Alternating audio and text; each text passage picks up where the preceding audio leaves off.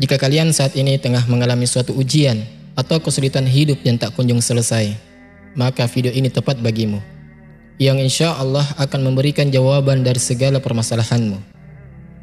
Istighfar, kalimat yang ringkas dan amat mudah kita ucapkan, namun memiliki keajaiban dan dampak yang luar biasa. Lantas, apa saja keajaiban dari istighfar? Dan bagaimana cara pengamalannya agar menjadi sebuah solusi dari setiap permasalahan hidup kita? Tonton video ini sampai selesai. Semoga menambah wawasan keagamaan kita. Assalamualaikum warahmatullahi wabarakatuh. Sobat Tarbiyah Daily yang dimuliakan Allah. Sebagaimana yang dianjurkan Nabi Muhammad SAW kepada kita, supaya kita banyak-banyak mendoakan orang lain dengan istighfar, karena pahalanya tidak sedikit, banyak sekali pahalanya. Coba perhatikan hadis ini. Rasul mengatakan, sesiapa yang memohonkan ampun bagi setiap mukmin laki-laki ataupun mukmin perempuan, kataballahu bikulli mu'minin wal mu'minatin hasanatan, maka Allah Subhanahu wa taala akan mencatat bagi dia untuk satu mukmin atau satu mukminah itu satu kebaikan. Kalau seandainya kita katakan, kita mengatakan Allahumma ghfirli, Allahumma ghfir lil muslimina wal muslimat wal mu'minina wal mu'minat al ahyahi minhum wal amwat. Ya Allah, ampunilah muslim-muslim laki-laki atau perempuan, mukmin-mukmin laki-laki atau perempuan yang hidup atau yang mati. Siapa yang bisa menjumlah jumlah muslim di dunia ini coba? Teman-teman tahu berapa jumlahnya orang Indonesia saja yang Islam, yang mukmin? Enggak tahu kan? Siapa yang bisa menjumlah coba? Kita tidak tahu jumlahnya kan? Kalau seandainya kita mengatakan, ya Allah ampunilah orang-orang muslim, orang-orang yang beriman di kota Jakarta ini misalnya. Kita tidak tahu jumlah orang yang beriman di kota Jakarta ini. Belum lagi di kota-kota yang lain. Apalagi kalau seandainya kemudian kita umumkan kalimatnya, ya Allah ampunilah semua orang yang beriman dimanapun mereka berada. Teman-teman tahu berapa jumlahnya? Enggak tahu kan? Bisa saja mungkin, bukan hanya jutaan, miliaran. Karena orang yang beriman, yang hidup dan yang mati itu tidak ada yang tahu jumlahnya kecuali Allah. Padahal kalau kita katakan, ya Allah ampunilah satu orang yang beriman saja, itu sudah satu kebaikan itu. Nah kalau kita katakan kemudian, ya Allah ampunilah orang-orang yang beriman dimanapun mereka berada, setiap satu mukmin satu kebaikan.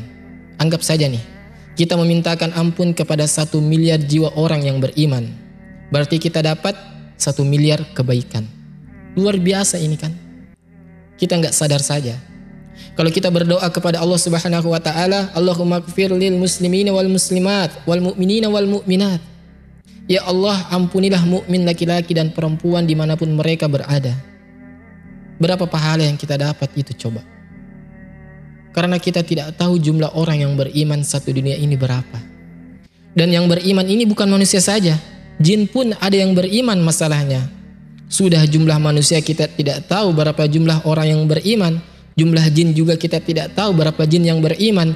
Jumlah orang yang hidup berapa kita tidak tahu juga berapa jumlahnya. Belum yang mati lagi. Luar biasa. Banyak sekali pahala kita itu. Karena satu kepala, satu kebaikan masalahnya. Makanya jangan bakhil kita ini mendoakan istighfar kepada orang lain. Di sini Nabi SAW mengatakan, barang siapa yang memohonkan ampun untuk satu mukmin atau satu mukminah, niscaya Allah akan berikan pahala setiap satu mukmin atau mukminah itu satu kebaikan. Seandainya satu kota Jakarta saja, kita sudah mendapatkan banyak sekali kebaikan. Karena satu orang dianggap satu kebaikan kan. Kalau kita doakan 1000 orang yang beriman, berarti kita dapat 1000 kebaikan. Kalau 1 miliar, ya 1 miliar kebaikan. Sementara kita tidak tahu jumlah orang yang beriman satu dunia ini berapa jumlahnya. Kalau anggaplah kemudian 2 atau 3 miliar begitu jumlahnya. Berarti kalau kita katakan Allahumma ighfir lil mu'minina wal mu'minat, ya Allah ampunilah orang-orang yang beriman dan laki-laki dan wanita dimanapun mereka berada. Berarti sebanyak itu kita dapat pahala. Itu baru manusianya, belum dari kalangan jinnya. Itu bagi yang hidup, belum yang matinya. Jadi jangan bakhil mengucapkan Allahumma ighfir lil muslimini wal muslimat wal mu'minina wal mu'minat al ahyahi minhum wal amwat. Nah itu kan lengkap tuh. Baca sajalah kita habis sholat gitu kan, habis zikir sholat. Nanti di ujung habis zikir itu kita katakan saja Allahumma ighfir lil muslimina wal muslimat wal mu'minina wal mu'minat al ahyahi minhum wal amwat. Itu sudah mendapatkan segudang kebaikan itu. Karena setiap satu kepala satu kebaikan masalahnya. Jadi, kenapa kemudian di sini pengarang dalam kitab ini membuat judul meraih pahala dari setiap mukmin dan mukminah? Makanya kemudian kenapa perbuatan mendoakan ampunan kepada orang lain itu juga bagian daripada sunnahnya al-anbiya, sunnahnya para nabi. Lihat di sini dalil-dalilnya. Contoh umpamanya Nabi Nuh. Nabi Nuh alaihi salatu wasalam berdoa, "Ya Rabbku," kata Nabi Nuh, "ampuni aku, ampuni ibu bapakku, ampuni siapapun yang masuk ke rumahku dari yang beriman. Ampuni seluruh orang yang beriman laki-laki dan perempuan." Lihat Nabi Nuh mencontohkan agar kita ini berdoa dengan istighfar untuk semua orang yang beriman dari kalangan laki-laki dan perempuan. Kemudian juga Nabi Ibrahim dicontohkan di sini, Rabbana ighfirli wa liwalidayya walil mu'minina yauma yaqumul hisab. Ya Rabb kami, beri ampunlah ibu bapakku dan sekalian orang yang beriman pada hari terjadinya hisab pada hari kiamat. Sobat Tarbiyah Daily yang dimuliakan Allah. Lalu apa faedahnya? Apa faedahnya kalau kita ini mendoakan dengan doa istighfar kepada orang lain itu? Apa hikmahnya? Yang pertama hikmahnya disebutkan para ulama adalah ini bentuk kemuliaan dari Allah yang Allah berikan kepada umat ini. Jadi ini kemuliaan dari Allah untuk umat ini, dengan memudahkan bagi umat ini mendulang pahala sebanyak-banyaknya dengan amalan seringan-ringannya. Amalannya kan ringan, tapi pahalanya sangat besar, ya kan? Pahalanya banyak. Hanya ngomong kok. Kita nggak bisa bahasa Arab, nggak apa-apa, tinggal ngomong saja. Ya Allah, ampunilah dosa-dosa orang-orang yang beriman, baik laki-laki atau perempuan, baik yang hidup atau yang mati, baik manusia ataupun jin. Makin jelas lagi kan? Dimanapun mereka berada, di dalam dunia, di alam dunia atau di alam gaib.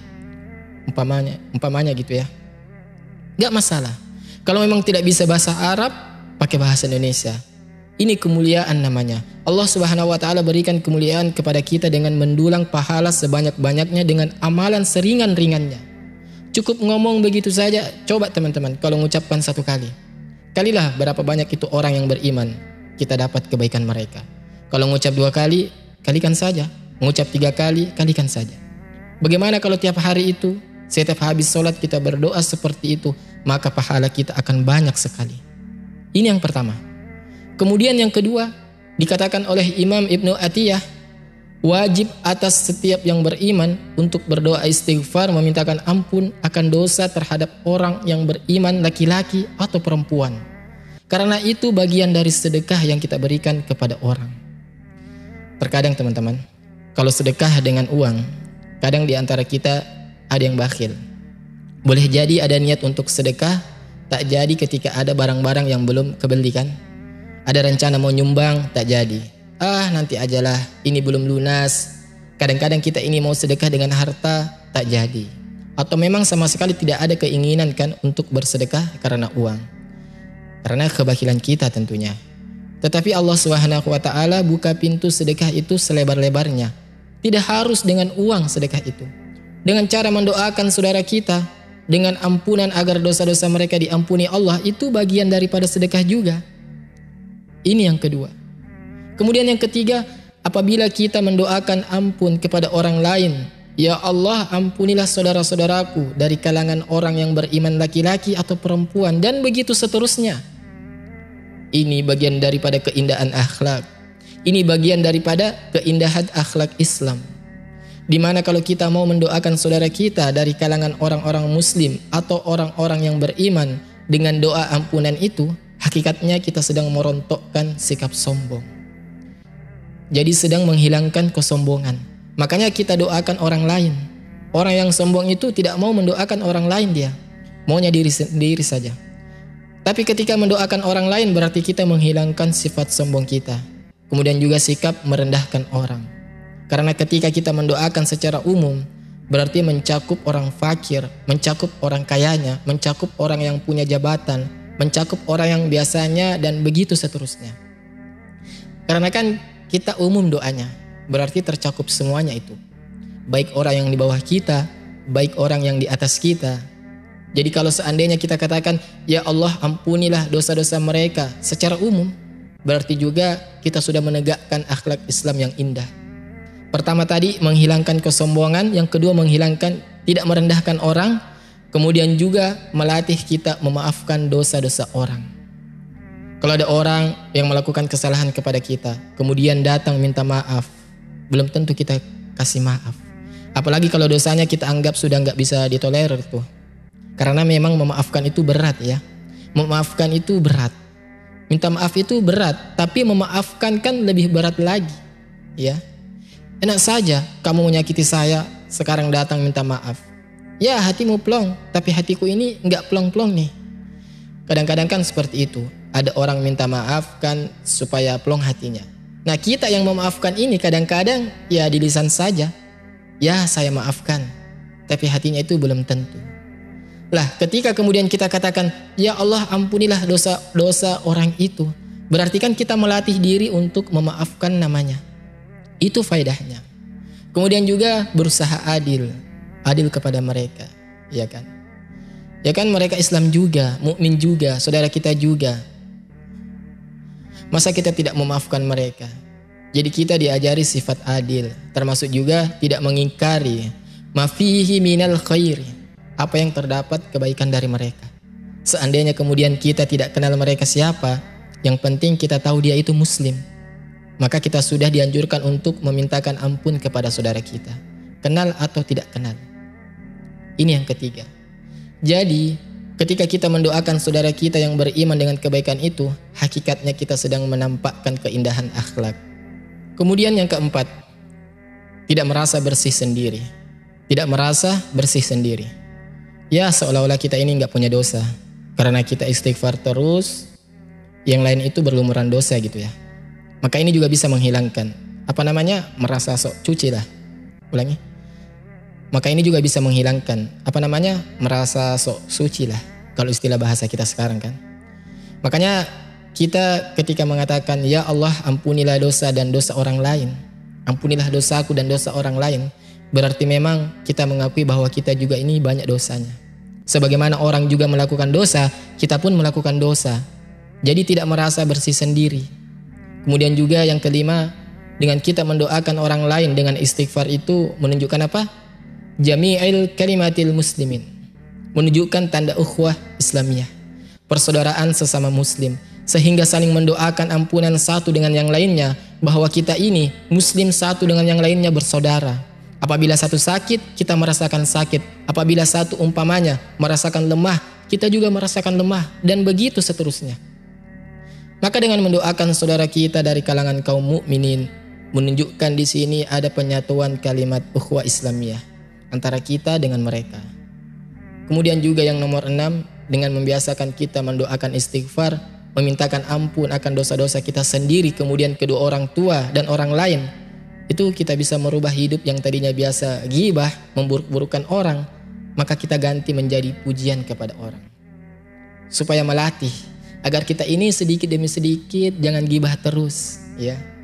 Dengan kita memintakan ampun saudara kita kan otomatis nih, kita tidak mungkin menggibah. Karena kalimat istighfar memintakan ampun akan dosa-dosa itu menunjukkan apa? Bahwa orang itu orang baik. Kita doakan. Tapi kalau kita gibah kan, seolah-olah dia ini orang jelek masalahnya. Makanya kita harus menggibahnya. Ketika kita ganti bahasa gibah dengan istighfar, berarti kita ini sudah menebarkan kebaikan di tengah-tengah manusia. Dan ini bisa melembutkan hati.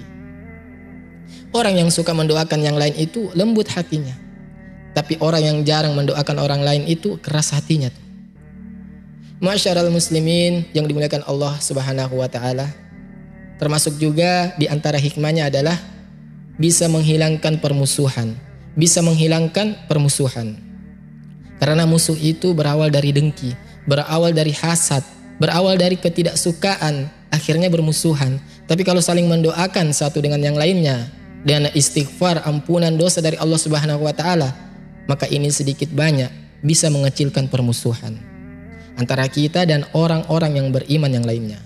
Bahkan ini bagian daripada kewajiban hak-hak seorang muslim kepada muslim lainnya adalah dengan mendoakan kebaikan.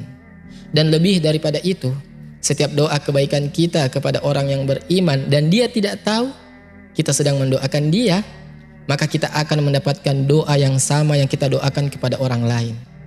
Dan itu nanti pada bab ke-7 nanti ya, malaikat yang ditugaskan untuk mengawalnya akan mengucapkan amin kepada kita. Berdoa dan dia tidak tahu, maka kita akan mendapatkan hal yang sama yang kita doakan kepada orang lain. Contoh umpama ya, saya katakan, ya Allah, mudah-mudahan anak orang itu soleh. Maka Allah mengatakan anakmu juga soleh. Gitu maksudnya ya. Jadi kalau kita mendoakan orang lain dengan kebaikan itu, maka akan dibalas dengan hal yang sama dengan doa yang kita doakan kepada orang lain. Lah kalau seandainya kita mendoakan istighfar kepada orang lain, ya Allah ampuni dosa dia, maka malaikat akan datang, dosa-dosamu juga diampuni. Jadi gitu maksudnya. Karena malaikat akan mengaminkan. Nah ini kan luar biasa. Inilah di antara faedah-faedah berdoa istighfar kepada orang lain. Baik, kita masuk pada faedah istighfar secara umum. Sobat Tarbiyah Daily yang dimuliakan Allah, adapun faedah istighfar secara umum banyak sekali. Ini kan secara khusus ya yang tadi kita mendoakan istighfar kepada orang lain.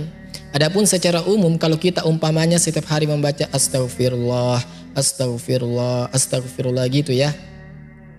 Baik ketika dari rumah ke pengajian, kemudian nanti pulang dari pengajian ke rumah, atau ke pasar, atau di dapur, atau yang sedang menyusui, atau yang sedang di mana saja, selalu mengatakan astagfirullah, astagfirullahalazim. Itu. Apa sih faedahnya? Istighfar itu teman-teman, kalimat istighfar itu bisa mempengaruhi alam semesta. Jadi kalimat istighfar itu bisa mempengaruhi alam semesta. Makanya Nuh alaihi salatu wassalam digambarkan di dalam Al-Quranul Karim ketika mengatakan kepada kaumnya, istighfar, kata Nuh alaihi salam, karena Rabb kalian itu zat yang maha pengampun. Kalau kalian memperbanyak istighfar, kata Nabi Nuh alaihi salatu wassalam, Allah akan curahkan hujan dari langit. Bayangkan itu. Dengan istighfar alam bisa berubah. Datang hujan.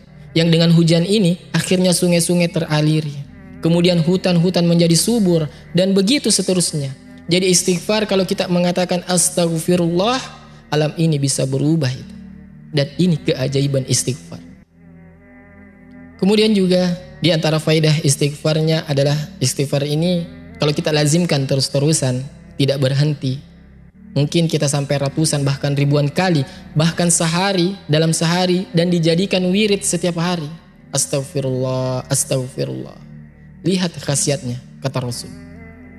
Barang siapa yang melazimkan istighfar, lisannya tidak pernah berhenti. Astagfirullah, astagfirullah. Begitu ya. Apa yang terjadi kata Rasulullah? Kata Nabi SAW, siapa yang melazimkan istighfar, maka setiap kebingungan kita akan menjadi sebuah kebahagiaan.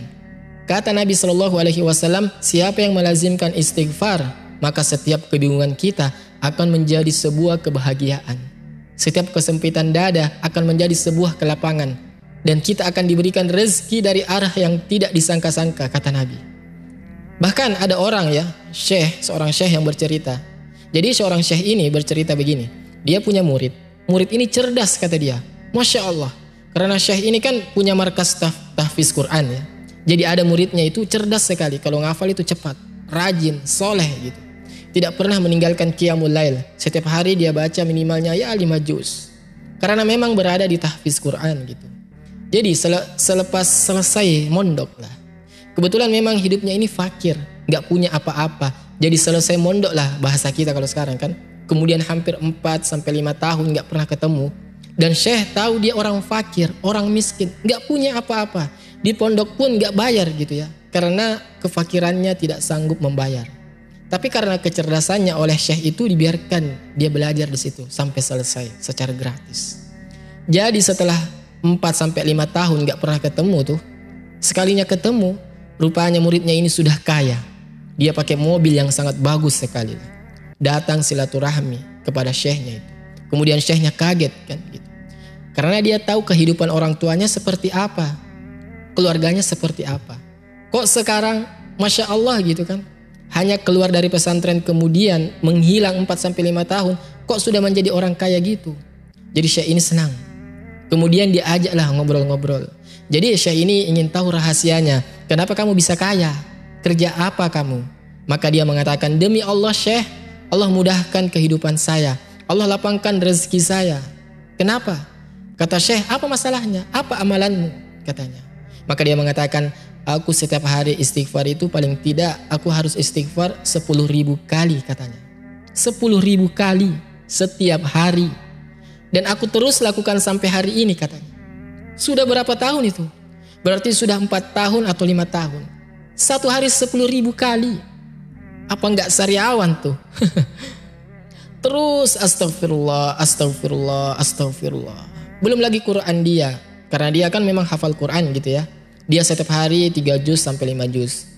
Itulah amalan dia. Maka dia mengatakan, ya Syekh katanya, dengan begitu Allah mudahkan urusanku. Entah kenapa mudah sekali cari uang itu katanya. Sebenarnya teman-teman, cerita ini ya, walaupun anggaplah ya, cerita ini tidak ada. Tapi saya yakin gak mungkin Syekh ini berdusta. Tapi anggaplah cerita ini rekayasa. Tapi kita gak perlu cerita pun, cukup dengan sabda Nabi tadi, bahwa orang yang melazimkan istighfar itu Allah akan berikan rezeki dari arah yang tidak disangka-sangka. Itu sudah cukup. Kita yakin dengan hadis ini. Siapa yang melazimkan istighfar, maka dalam setiap kegundahan pasti ada kelapangan. Dalam setiap kesempitan pasti ada jalan keluar. Dan Allah pasti akan berikan rezeki dari arah yang tidak disangka-sangka. Coba saja itu. Istighfar terus. Istighfar, istighfar. Karena saya juga pernah mencobanya teman-teman. Namanya setiap orang ya itu pasti mengalami kesulitan ya. Teman-teman pasti suatu hari itu akan mengalami kesulitan yang tidak bisa keluar dari situ. Rasa-rasanya dunia ini mau kiamat. Aduh pusing sekali. Gimana cara keluarnya ini? Pasti saya yakin setiap kita teman-teman yang mendengar sekarang ini pasti suatu ketika atau mungkin sudah mengalami atau bagi yang belum mengalami pasti akan ada masanya nanti kita ada masalah. Yang masalah itu seolah-olah gak bisa kita keluar dari situ. Stres sekali kita. Mau ini susah, mau itu susah. Kayaknya mau tidur susah. Mau makan pun gak selera. Dan begitu seterusnya. Maka cobalah ketika itu menimpa teman-teman, perbanyak istighfar. Dari pagi, siang, sore, malam, istighfar. Insya Allah itu. Dalam waktu yang singkat pasti Allah akan carikan jalan keluarnya itu. Pasti ada saja diurai masalah itu. Dan saya rasakan sendiri seperti itu. Asal kita yakin. Ya kalau nggak yakin, ya nggak akan diurai. Yakin bahwa masalah itu datang dari Allah, pasti Allah Subhanahu wa Ta'ala akan menguraikan masalahnya. Minimalnya sedikit demi sedikit. Tapi hati kita tenang dulu. Mengurai masalah itu kalau hati nggak tenang, nggak bisa. Tenang hati, dah itu berpikir, baru cari jalan keluar. Ada saja jalan keluarnya itu. Ma'asyiral muslimin, sobat tarbiyah daily yang dimuliakan Allah. Kemudian juga di antara keajaiban istighfar adalah ijabatid doa. Orang yang suka istighfar itu, kalau doa teman-teman, itu mudah dikabulkan. Dan itu dijelaskan dalam firman Allah Subhanahu wa Ta'ala. Dalam surah Hud ayat 61 Allah mengatakan, fastaghfiruhu, maka beristighfarlah kalian kepada Allah, summa tubu ilaihi, bertobatlah kalian kepada Allah. Inna rabbi qaribum mujib, karena Rabbku maha dekat dan juga maha pengabulan doa. Dari sini istimbatnya kata para ulama, lihat ketika Allah menutup kalimat bahwa dia dekat dengan kita, bahwa dia itu maha pengijabah doa, sebelumnya ada perintah istighfar. Berarti istighfar itu bisa memudahkan orang untuk dikabulkan doa-doanya. Kemudian juga di antara fungsi istighfar adalah sebab terbesar mendapatkan kasih sayang Allah. Disebutkan dalam surah Hud ayat 90-nya, wastaghfiru rabbakum summa tubu ilaih inna rabbi rahimun wadud. Beristighfarlah kepada Rabb kalian, kemudian bertobatlah kepada Allah. Sesungguhnya Rabbku maha penyayang, maha pengasih. Artinya kalimat rahim itu nama Allah, sifatnya rahmat.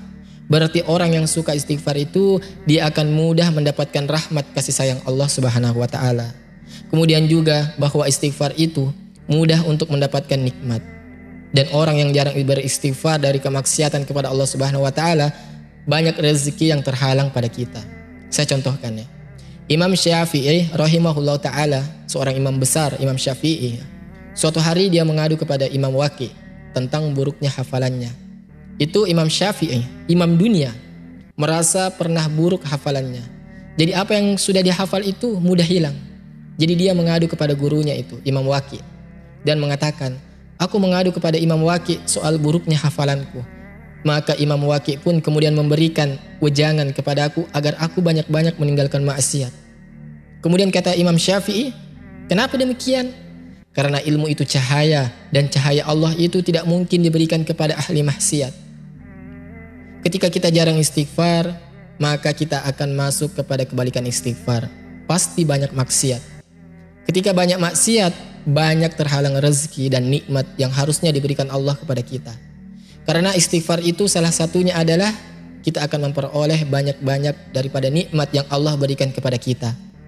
Maka kebalikannya, ketika kita tidak istighfar atau meninggalkan istighfar, berarti akan banyak musibah yang menimpa kepada kita. Lah Imam Syafi'i ini, tahu nggak dosa yang dilakukannya? Bukan kayak kita, ya. Tapi gara-gara apa? Imam Syafi'i ini antara rumah dia dengan gurunya ini kan lewat pasar tuh. Nah selalu kalau dia datang menemui gurunya mesti melewati pasar dulu. Tapi dia berusaha untuk tidak masuk ke pasar itu. Tapi karena hari-hari dia lewat pasar, akhirnya telinganya ini selalu mendengar ya pembicaraan orang-orang pasar itu. Ya namanya orang pasar kan macam-macam. Ada yang sumpah palsu, ada yang marah-marah, ada yang sewot. Macam-macam lah orang pasar itu kan.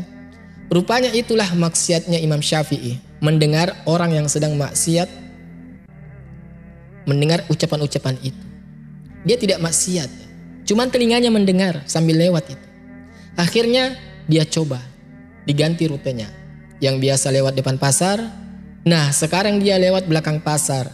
Karena lewat belakang pasar gak ada orang, hafalannya meningkat. Bayangkan, hanya itu loh pengaruhnya. Dia tidak maksiat, kan hanya mendengar saja tuh, itu sudah mengurangi hafalan. Makanya kalau kita teman-teman umpamanya ngafal Quran, ya nggak mungkin lah ya mungkin juga lah sih, nggak ada mustahil sebenarnya kalau kita mau ngafal Quran gitu. Tapi biasanya karena kesibukan kita ya, kayaknya kalau untuk menghafal Quran 30 juz itu mustahil ya. Kalau juz 30 saja nggak pernah nambah gitu ya, ini mau 30 juz.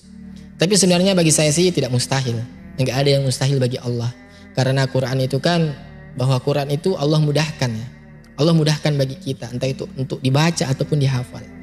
Artinya bahwa syaratnya satu saja, jangan banyak maksiat. Tapi kalau banyak maksiat, ya susahlah ngafal Quran itu.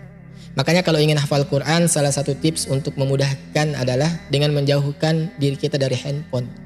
Kayak anak pesantren kan, gak boleh pegang handphone. Nah baru kita bisa hafal Quran dengan mudah itu. Kalau enggak, maka sulit tuh untuk ngafalnya. Ma'asyiral muslimat, muslimin, sobat tarbiyah daily yang dimuliakan Allah.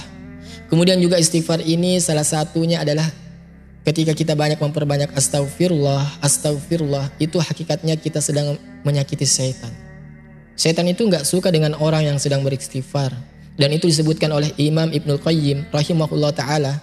Iblis akan berkata kepada orang yang beristighfar itu, dulu aku hancurkan Bani Adam dengan dosa. Sekarang mereka hancurkan aku dengan istighfar, kata iblis.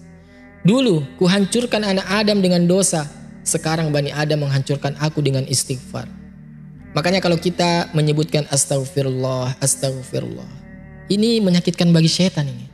Sangat menyakitkan bagi iblis. Artinya kita menang dari musuh kita. Karena setan itu kan musuh kita yang nyata.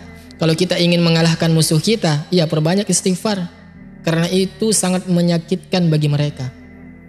Kemudian juga diantaranya adalah yang paling besar istighfar itu adalah sebab terbesar ya. Dada seseorang itu akan menjadi lapang, akan tenang. Dan kehidupan di dunia ini, kata Imam Ibnu Qayyim rahimahullah ta'ala, kalau kita ingin masuk surga dunia sebelum surga akhirat, maka perbanyak istighfar. Ketika ditanya Imam Ibnu Qayyim, apa yang dimaksud surga dunia wahai Imam? Dia mengatakan apa? Dia katakan ketenangan hati. Hati kalau tenang, semua jadi surga. Kita walaupun gak punya uang, tapi hati kita tenang ya, insya Allah lah gak kepikiran. Tapi biasanya ya kalau gak ada uang itu bisa gak tenang itu. Tapi kalau tenanglah umpamanya kan, tenang gak apa-apalah. Gak ada yang penting, tenang aja gitu, hati kita tenang. Biasanya gak kepikiran. Karena orang stres itu karena 3 hal kan. Pertama karena perkara yang sudah lampau kita pikir sedih. Yang kedua perkara yang belum datang dipikir-pikir stres. Nah sekarang yang sedang kita lalui, perkara yang sedang kita lalui, kita tidak bisa keluar dari masalah, akhirnya bingung. Itulah yang membuat hati ini tidak tenang itu. Sedih, stres, bingung. Sedih terhadap yang sudah lalu, dipikir, sedih, nangis. Mungkin kita dulu ada masalah di masa lampau, atau ditinggal orang yang dicintai, atau pernah sukses kemudian gulung tikar, atau apalah masalah, atau cari barang gak ketemu-ketemu ya kan. Boleh jadi kan memikirkan sesuatu yang lampau-lampau itu akan menjadikan kita sedih, atau memikirkan sesuatu yang belum terjadi. Gimana besok, gimana bulan depan, gimana minggu depan, gimana tahun depan, gimana nanti kalau sudah tua, kalau sakit, siapa yang rawat saya.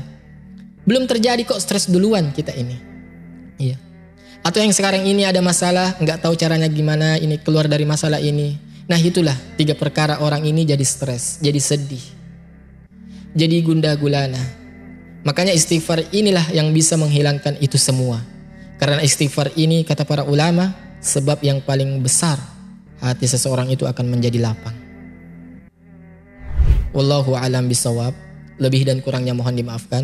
Nantikan pembahasan kita selanjutnya di channel Tarbiyah Daily. Saya akhiri. Wassalamualaikum warahmatullahi wabarakatuh.